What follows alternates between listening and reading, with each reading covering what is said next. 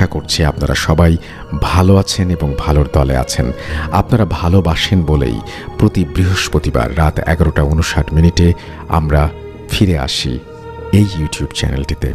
আমরা চাই আপনারা প্রতিনিয়ত জেনে যান কোন ঘটনাটি আজকে আমরা শোনাবো আপনাদেরকে, আর সেই জন্যই আমাদের এই চ্যানেলটি আপনারা সাবস্ক্রাইব করুন। আমাদের ঘটনাগুলি যদি আপনাদের ভালো লাগে তাহলে অবশ্যই লাইক দিন, কমেন্ট করুন এবং শেয়ার করুন। আর সেই সাথে সব সময় আপডেট পেতে আপনারা আমাদের ইউটিউব চ্যানেলটি সাবস্ক্রাইব করুন। আশা করছি আজকের এপিসোডটি আপনাদের ভালো লাগবে। Spirit, be here with me.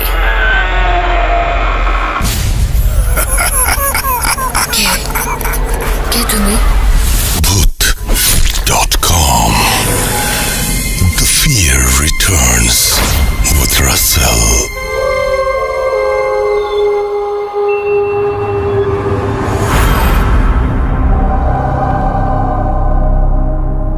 যেভাবে লেখা আছে আমি সেভাবেই পড়ছি। ঘটনাটির নাম তিনি দিয়েছেন ভয়ঙ্কর বাড়ি। এরপর তিনি লিখছেন, কিছু এমন ভয়ঙ্কর ঘটনা আছে আমাদের জীবনে ঘটে থাকে যা যে কোনো মানুষকেই আতঙ্কে ফেলতে পারে।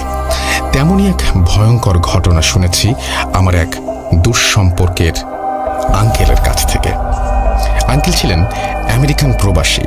দেশে আসার পরে আমাদের বাসায় বেড়াতে আসেন তিনি। তখন পারিবারিক আড্ডার মাঝেই আঙ্কেল ঘটনার প্রসঙ্গ তোলেন। পরবর্তীতে ঘটনাটি শোনানোর জন্য জোর দিলে আঙ্কেল বলা শুরু করেন। চলুন ঘটনায় যাওয়া যাক। আঙ্কেল যেভাবে বলেছেন, প্রায় 15 বছর আগের কাহিনী। তখন আমি নতুন নতুন আমেরিকায় গিয়েছি। সেখানকার একটি রেস্টুরেন্টের ওয়েটার ছিলাম তখন। প্রথমে যেই বাড়িতে থাকতাম সেই বাড়ির মালিক হঠাৎ একদিন জানায় যে সে তার বাড়িটি ভেঙে ফেলবে। তখন যেই বাড়িতে আমি সহ আমার 2 জন সঙ্গী থাকতাম তাদেরকে নিয়ে আমেরিকার বোস্টন শহরের একটি নির্জন এলাকার একটি বেশ পুরনো 2 তলা বাড়ি পরবর্তীতে বসবাসের জন্য খুঁজে বের করি। বাড়িটা কিছুটা পুরনো হলেও সুন্দর ছিল এবং তুলনামূলকভাবে ভাড়া কম হওয়ায় 3 জনই রাজি ছিলাম। বাড়িটি যার কাছ থেকে নেই তাকে আমরা পুরো 1 মাসের ভাড়া শোধ করে বাড়িতে উঠি। বাড়িটি ডুপ্লেক্স সিস্টেমের ছিল, কিন্তু আমাদেরকে শুধু নিচের তলায় থাকার অনুমতি দেন। বাড়িটি খুলে দিয়ে যাওয়ার দিন কেয়ারটেকার আমাদের বলে যান মাঝে মধ্যে কিছু আওয়াজ হতে পারে যেগুলো কখনো কান দেবেন না এবং আওয়াজের উৎস খুঁজে তার পেছনে কখনো যাওয়ার চেষ্টা করবেন না। লোকটার কথা শুনে কিছুটা খটকা লাগলো, সন্দেহ হলো। আবার সন্দেহ বাড়ায় বাড়িটার 2য় তলায় যাওয়ায় যে সিঁড়িটা আছে সেটা দেখলাম যে কাঠ দিয়ে এমনভাবে বন্ধ করা যাতে কেউ ওপরে যেতে না পারে। বাড়িতে কি কোনো সমস্যা আছে নাকি?